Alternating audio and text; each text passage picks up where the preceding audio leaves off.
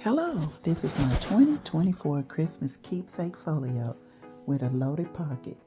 It measures 6 by 6. The pocket has a 1/8 inch gusset.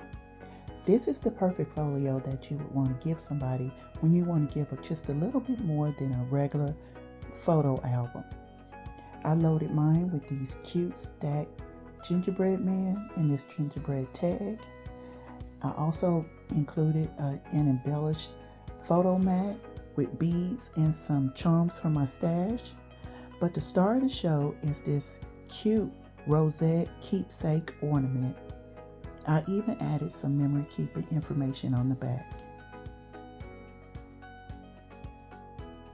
This pocket on this folio is really generous, so you can load it with a lot of goodies that you would like to give for any occasion. I'm going to do a quick walkthrough to show you how I decorated this folio, but stick around because I did attach a tutorial at the end of this walkthrough. I just want to thank you for your support throughout this entire year, and I wish you a very Merry Christmas.